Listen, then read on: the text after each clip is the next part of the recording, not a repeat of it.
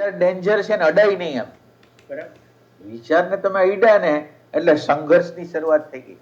વિચાર પોતાના કલર એટલે એને બીજાને એંગલ સમજાય જ નહીં. સમજાય. હા, બરાબર બરાબર. તો વિચાર ડેન્જર, તમે જેમ અગ્નિને કેમ ડેન્જર માનો છો કે બળી જાય આપણે હાથ નો નાખી, તો એટલો ડેન્જર વિચાર છે. બરાબર. હવે વિચાર ડેન્જર હોય તો હવે શું કરું મારે? નહીં, હવે પ્રશ્ન છે. બરાબર. વિચાર ડેન્જર છે તો હવે શું કરવું?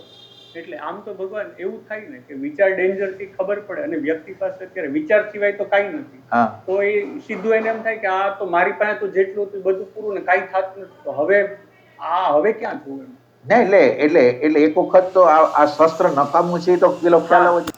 આનાથી નથી થતું. આ હવે કેમ એટલે ઈ ત્યાંથી ખરેખર પેલી શરૂઆત થતી. એટલે આ ખબર પડે એટલે બીજી ખબર ઈ પડે કે તો પછી વિચાર ન હોય ઈ શું છે? તો ઈ કે તમારી પ્રેઝન્સ. ના, હાવ સિમ્પલ છે, કોઈ વસ્તુ અઘરી નથી. તમારી પ્રેઝન્સ હોય ત્યારે વિચાર ન હોય, વિચાર દ્રશ્ય હોય. હાવ સિમ્પલ છે. ના એટલે બેને તમે ડિફરન્સ નથી કરી શકતા.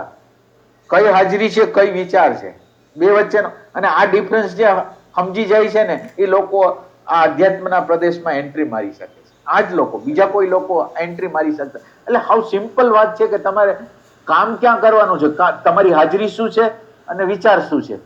હાજરી અને વિચાર વચ્ચેનો ડિફરન્સ જ સમજાતો નથી. બરાબર. એટલું બધું ફાસ્ટ છે ને.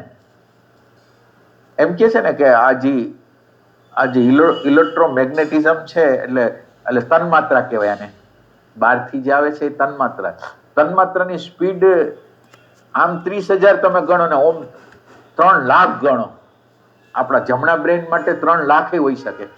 તો 1 સેકન્ડની અંદર 30,000 આવે છે. કેટલી ફાસ્ટ આવે છે એમ. તો તમે જ્યાં લગીને આ વિચારથી ફાસ્ટ ન હો તો વિચારને પકડી ના શકો. વિચાર હારે તમે જોઈન્ટ થઈ જાય.